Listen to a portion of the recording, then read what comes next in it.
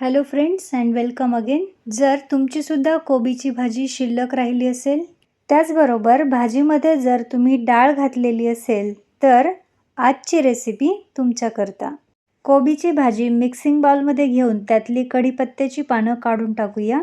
भाजीमध्ये 1 वाटी गव्हाचे पीठ, 1 वाटी ज्वारीचे पीठ, त्याचबरोबर 2 टेबलस्पून चणा डाळीचे पीठ घालूया. सर्व पीठे चाळून घेतलेली आहेत.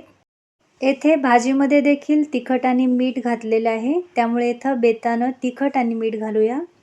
त्याचबरोबर बारीक कापलेली कोथिंबीर घालूया. त्याचबरोबर 1 टेबलस्पून ओवा क्रश करून घालूया. ड्राय इंग्रेडियंट्स घालून झालेले आहेत. भाजीमध्ये व्यवस्थित मिक्स करून घेऊया, जेणेकरून पीठ मळण्यासाठी किती पाणी लागेल याचा आपल्याला अंदाज येईल. येथे लागेल असं थोडं थोडं पाणी घालून पीठ मळून घेऊया.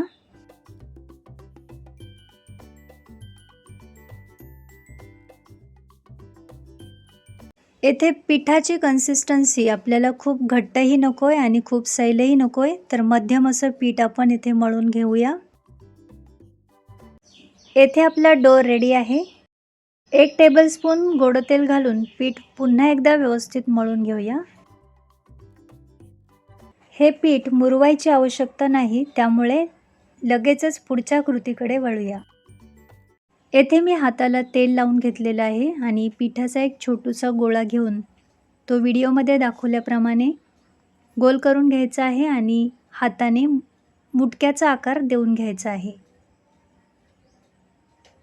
येथे पाहू शकता, एक मुटका बनवून झालेला आहे आणि सेम याच पद्धतीने सर्व पिठाचे मुटके बनवून घेऊया.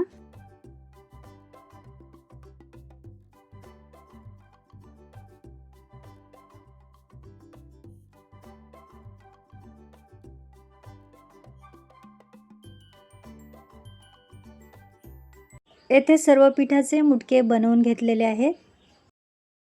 हे मुटके आपण स्टीम करणार आहोत, त्यामुळे मुटके बनवताना अगदी जाड न बनवता अर्धा सेंटीमीटर इतक्या जाडीचे मुटके बनवून घ्यावेत.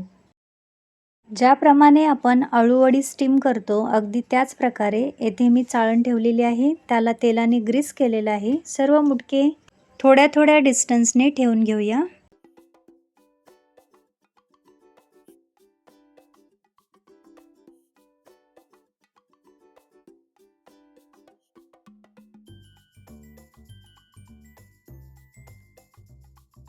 यावर झाकण ठेवून 10 मिनिटे स्टीम करून घेऊया. येथे पाहू शकता 10 मिनिटं झालेली आहेत. जर मुटके हाताला चिटकत असतील तर आणखी 5 मिनिटे वाफवून घेऊया. तर येथे 10 मिनिटांमध्ये आपले मुटके रेडी आहेत. सुरीने देखील अशा प्रकारे चेक करू शकता. सर्व मुटके काढून घेऊया. येथे पाहू शकता अतिशय उत्तम असा मुटका रेडी झालेला आहे. दुसरी बॅच देखील इथे मी स्टीम करून घेतलेली आहे. मुटके रेडी आहेत. गरमागरम सर्व करूया.